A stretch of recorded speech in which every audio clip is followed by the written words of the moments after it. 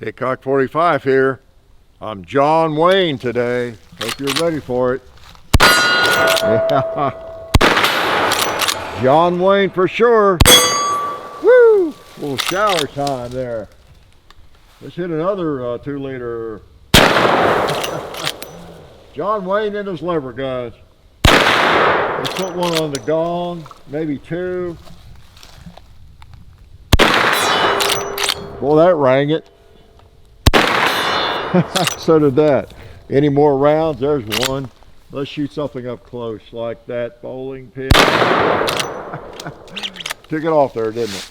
Oh yes. Would John Wayne carry this gun? What do you think?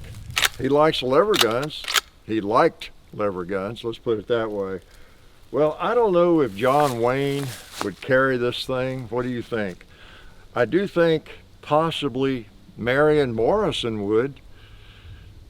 Some of you are thinking, okay, what's up with Hickok? Who is Marion Morrison? Well, that was John Wayne's real name.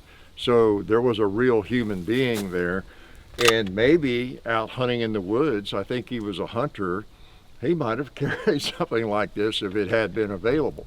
But the John Wayne we know from the movies, or in a movie, would probably not be caught dead with something looking like that, right? So I thought we'd have a little fun with it while we have this, and pose that question. What do you think? Would John Wayne carry that rascal?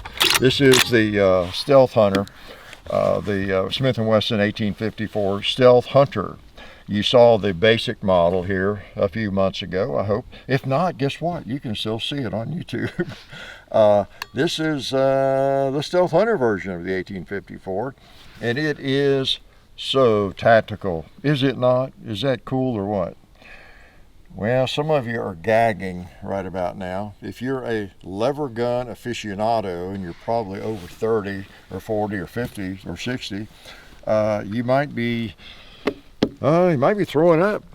That was kind of my reaction when I first started seeing lever guns that looked a little bit like this, with tactical rails and that kind of thing, threaded and all this. M-lock.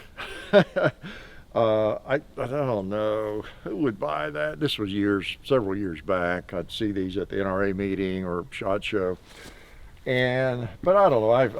I've mellowed out a little bit, and while John Wayne might not have carried one of these, there might be a place for it. Let's talk briefly about that. And first, I want to thank the people that help us, like Silencer Central. This one is threaded. Yeah, they make some of the best suppressors on the market, and you've seen the Banish line up here quite a few times, right?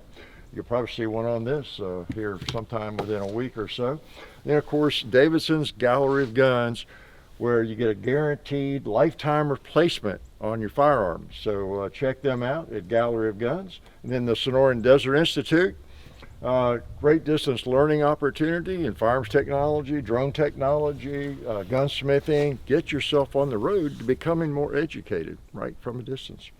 So you see what's on the table. I brought this out just to rub it in, right? This is a model 1892 and made in, I forgot now, when is that one made? It was in 1917, is that right? I should know my own firearms better than I do, right? I confuse them sometimes, but yeah, it goes way back, over 100 years, 4440, and model 92. This happens to be the gun that John Wayne carried in most movies, an 1892 Winchester. Same thing the rifleman carried. And so many of our Western heroes, at least on the screen, carried model 1892s or 94s. And this is what John Wayne really liked, even though that was an anachronism too, because all the settings on those movies were prior to 1892. But at least it's an old lever gun, right? So who would want something like this? Would John Wayne carry? Like I said, really, he was a hunter, I believe, and a real person that goes out into the hills or into the mountains, possibly hunting, and loves lever guns, might actually be attracted to this. Like I say, it's taken me a little time to come around and not be such an old fuddy-duddy about the historical, collectible, sentimental, firearms, because I think most of us just really do like wood and steel, and an old gun like this that's just worn, the patina. There's just something really special about it to most of us, not everybody. And so by contrast, again, oh no, I want to gag, but most of us have been exposed to enough polymer. Sound like it's a poison. Maybe it is. Maybe that's why people are not very healthy these days. It's the polymer. But I'd be a little bit hypocritical if I was too taken aback, I guess, because I've been a Glock guy for so long, and like SIGs and all the polymer firearms as well, AR-15s and you name it. So it's just a lever gun in a different outfit, isn't it? It pretty much is, in a more practical play. Let's shoot a little. That was some Fiocchi I was firing there. It was whip, and I've got some Underwood here I'll throw in it. I'm not going to do a lot of experimentation. Go look for the main video on this gun, if it's up yet. You don't even know, do you? But I'll talk more about the firearm. But I just thought you all might be interested in doing a little thinking about this along with me, where this thing fits in with John Wayne to carry something like this. Maybe he would have, maybe even in the movies if it had been out. That's the thing. It depends on the time frame, the setting. If someone's making a movie about current times, modern times, right now, 2025, yes, but somebody carrying this maybe is on a hunting trip or something, or at the range, who knows? All right, now I've not adjusted the sights, and I generally won't. This is borrowed from Gallery of Guns, and so it'll go back. I'm gonna, this is pretty warm. Let's see if they'll blow up a 2-liter. See if they're warm enough. Yeah, they do. They definitely do. There's a coffin down there in the holler. Oh boy, knocked it. I'm gonna go back out to the gong.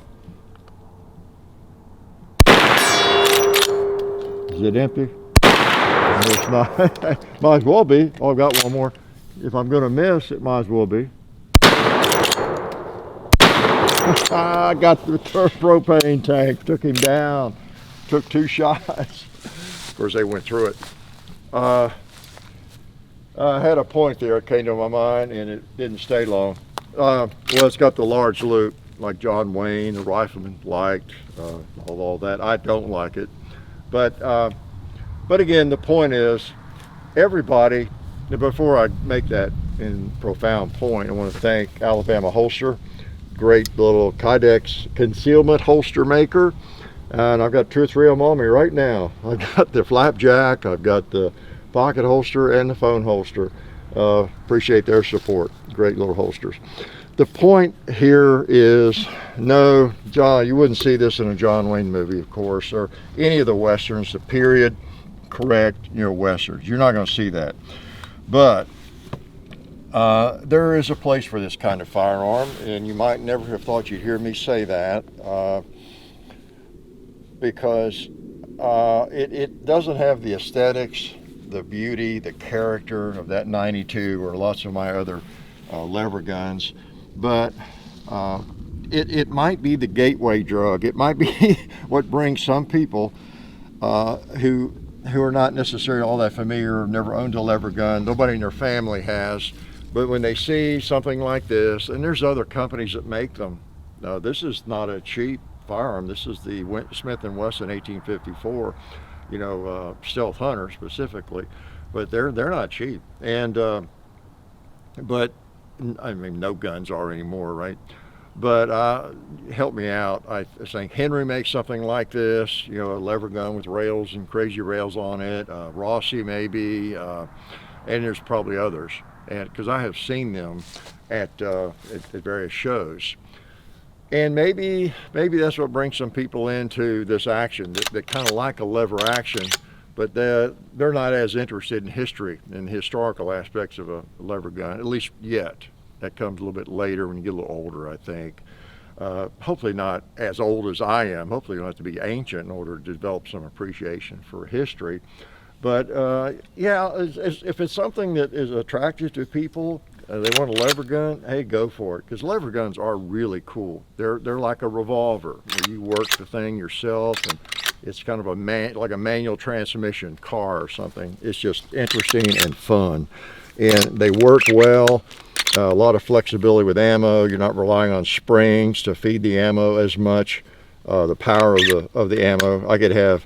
I wouldn't do that, it's not advisable, but I could have literally 44 special, a couple of 44 special rounds, a really hot Magnum round next, a moderate Magnum round next, a jacketed round, a lead round. I mean, you could, it just doesn't matter, because I am the one bringing that round, into battery and into the chamber.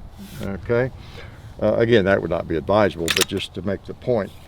So if that's what brings somebody into the lever gun world, so be it. Enjoy it. And then when you become a little more mature and you become a little smarter, like me, maybe you'll develop an appreciation for something sweet like this. Yeah, life is good. Oh yeah, that's better. This is a great gun for defense. Oh hey, didn't see you guys there. While I've got you here, I want to remind you of our friends over at Talon Grips and Ballistol. Talon Grips makes grips, can you believe it, for all different types of firearms. You can get rough texture or more of a rubberized texture. It just sticks right on there.